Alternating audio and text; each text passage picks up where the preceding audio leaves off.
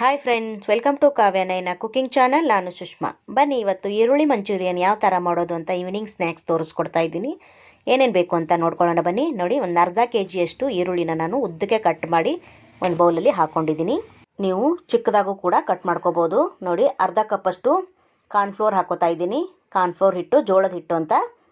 ನೋಡಿ, 1/4 ಕಪ್ಪಷ್ಟು ಮೈದಾ ಹಿಟ್ಟನ್ನು ಸೇರಿಸ್ಕೊತಾ ಇದ್ದೀನಿ. ಹಾಗೆ ಅರ್ಧ ಟೇಬಲ್ ಸ್ಪೂನಷ್ಟು ಕಾಳು ಮೆಣಸಿನ ಪುಡಿನ ಹಾಕೋತಾ ಇದ್ದೀನಿ. ಹಾಗೆ ಶುಂಠಿನ ನಾನು ಜಜ್ಜಿಬಿಟ್ಟು ಹಾಕೋತಾ ಇದ್ದೀನಿ. ಹಾಗೆ ಖಾರಕ್ಕೆ ನಾನು ಕೆಂಪು ಖಾರದ ಮೆಣಸಿನ ಪುಡಿನ ಹಾಕೋತಾ ಇದ್ದೀನಿ. ಕಲರ್ ಏನು ಹಾಕ್ತಾ ಇಲ್ಲ ಇಲ್ಲಿ ನಾನು ಬರೀ ಖಾರದ ಪುಡಿ ಮಾತ್ರ ಹಾಕೋತಾ ಇದ್ದೀನಿ. ನೋಡಿ, ಹಾಗೆ ರುಚಿಗೆ ತಕ್ಕಷ್ಟು ಉಪ್ಪನ್ನು ಸೇರಿಸ್ಕೊತಾ ಇದ್ದೀನಿ. ಮಿಕ್ಸ್ ಮಾಡ್ತಾ ಮಾಡ್ತಾ ಮತ್ತೆ ಬೇಕನ್ಸಿದ್ರೆ ಉಪ್ಪನ್ನು ಸೇರಿಸ್ಕೊಳ್ಳಿ.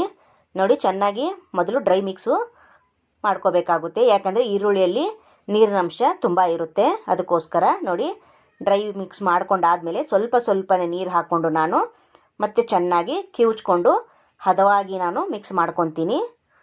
ನೀವು ಯಾವಾಗಲೂ ಕ್ಯಾಬೇಜಲ್ಲಿ ಹಾಗೆ ಹೂಕೋಸಲ್ಲಿ ಗೋಬಿನ ಮಾಡಿರ್ತೀರ. ಒಂದು ಸತಿ ಈರುಳ್ಳಿ ಮಂಚೂರಿಯನ್ನು ಟ್ರೈ ಮಾಡಿ. ಸೇಮ್ ಅದೇ ಥರನೇ ಆಗುತ್ತೆ, ಸೂಪರಾಗಿರುತ್ತೆ. ನೀವು ಒಂದು ಸತಿ ಟ್ರೈ ಮಾಡಿ ಫ್ರೆಂಡ್ಸ್, ನಿಮಗೆ ಗೊತ್ತಾಗುತ್ತೆ.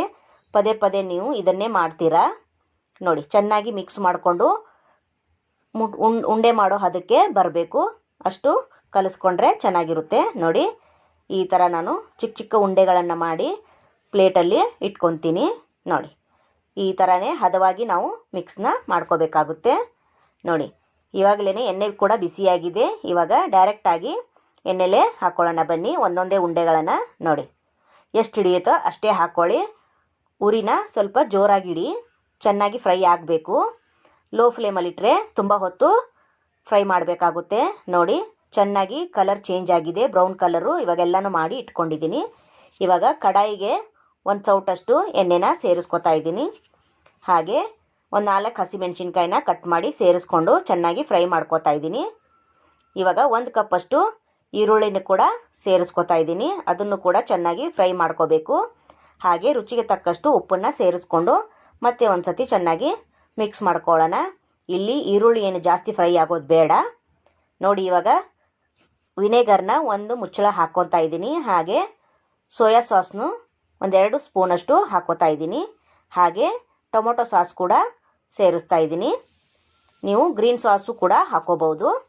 ನೋಡಿ, ಚೆನ್ನಾಗಿ ಮಿಕ್ಸ್ ಮಾಡ್ಕೋಬೇಕು. ಈಗ ಒಂದು ಬೌಲ್ಗೆ ನಾನು ಕಾರ್ನ್ಫ್ಲೋರ್ನ 1-2 ಸ್ಪೂನಷ್ಟು ನೀರಲ್ಲಿ ಕಲಸಿ ಹಾಕೋತಾ ಇದ್ದೀನಿ. ಯಾಕಂದರೆ ಗಟ್ಟಿ ಬರುತ್ತಲ್ವ, ಗ್ರೇವಿ ಸಿಗುತ್ತೆ ನಮಗೆ. ಚೆನ್ನಾಗಿ ಮಿಕ್ಸ್ ಮಾಡ್ಕೋಬೇಕು. ನೋಡಿ, ಇವಾಗ ಜೋರ ಉರಿಲಿ ಇಟ್ಟು ಇದು ಗಟ್ಟಿ ಆಗೋವರೆಗೂ ನಾವು ಫ್ರೈ ಮಾಡ್ತಾನೆ ಇರಬೇಕು.